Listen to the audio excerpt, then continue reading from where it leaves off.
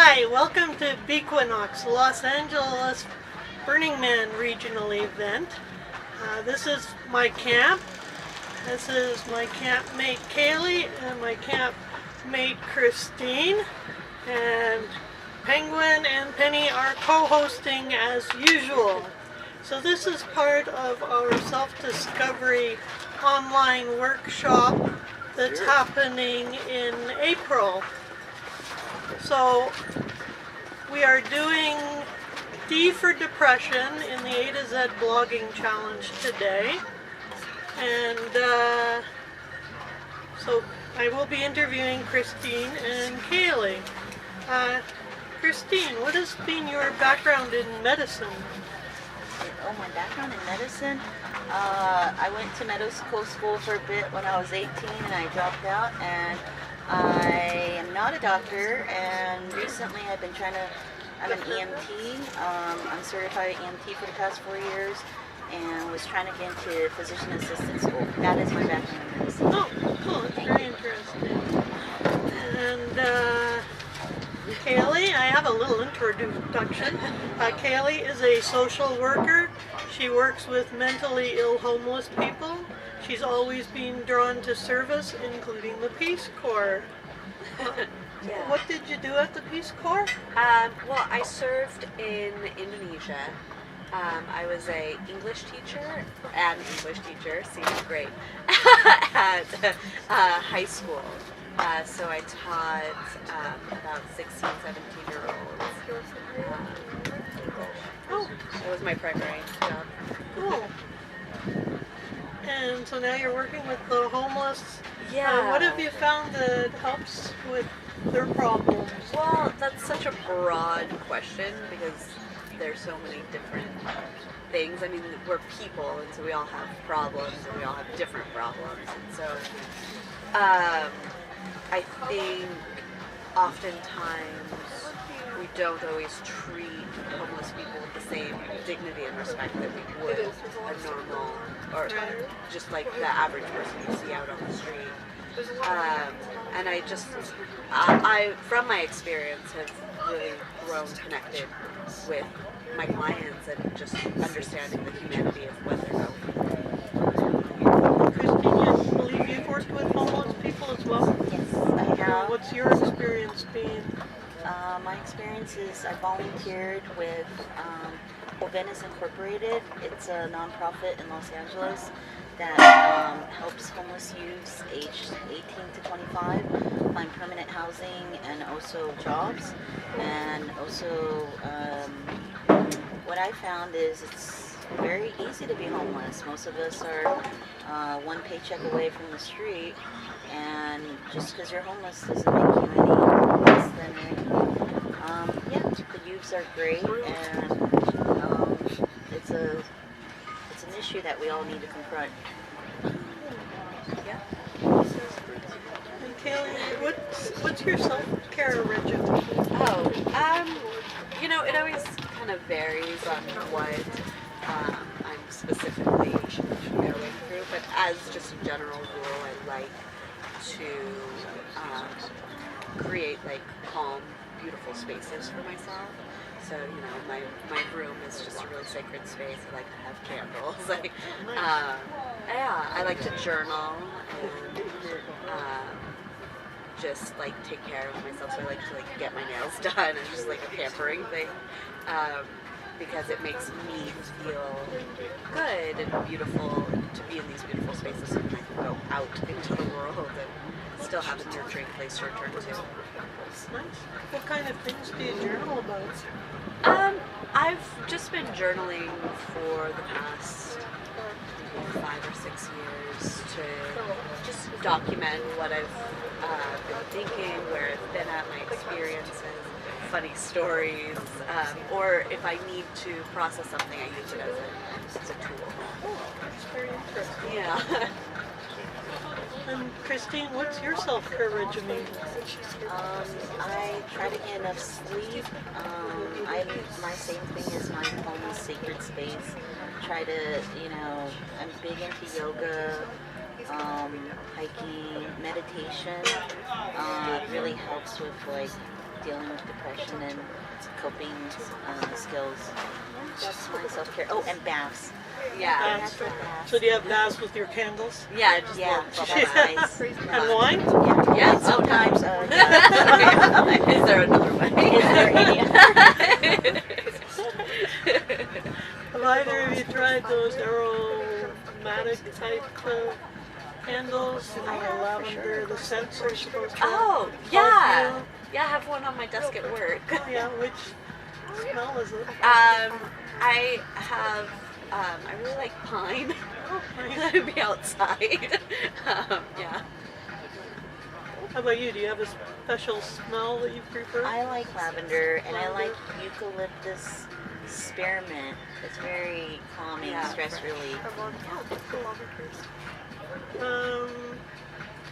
was wondering how either one of you has dealt with grief in your life. You want to go first? Oh, I could go forever.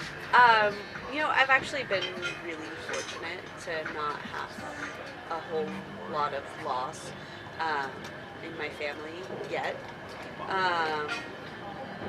But in the couple times that I have experienced it, I can't say that I've dealt with it in the best way, where I would prioritize the needs of others and help them through the grieving process and kind of ignore my own process, and then I would have to revisit it later.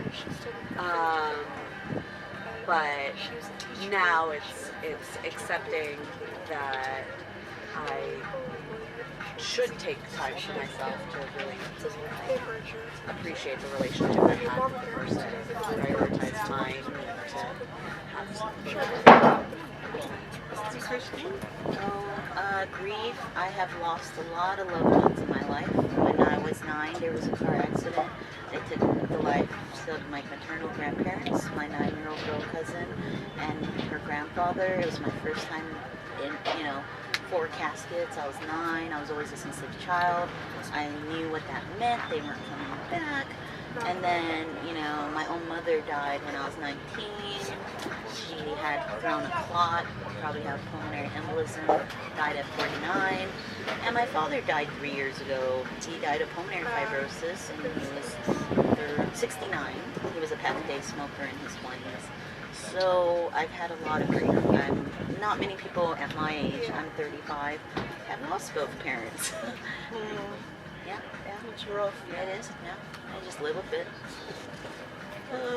Have you investigated alternative medicine? I've been so fortunate to have good health, and I honestly, I can't say I indulge in any type of medicine. Well, that's a good way to be. I know. No, I'm quite fortunate, and then anytime I do get sick, I kind of just mope around the house and have some tea until it goes away. So, yeah, no, I'm sorry, I don't have a good answer for that. How about you? Any alternative modalities for getting sick or something? Not really. Just lemon tea, honey with maybe drink some turmeric. So you went down to Peru or something? Oh. One of them type treatments? Okay, all right. I went down to Peru to the Amazon and had an ayahuasca ceremony, 4 ceremonies. That's one way of healing, and yes, that was really something else. It reset me where reached some dark recess in my brain where there was trauma that happened as a child, and I was able to grieve that, and that was definitely a real centering sort of ceremony, yeah. And I don't know, it's not for everyone, but it's not something that will be used as a street drug because you're gonna be puking.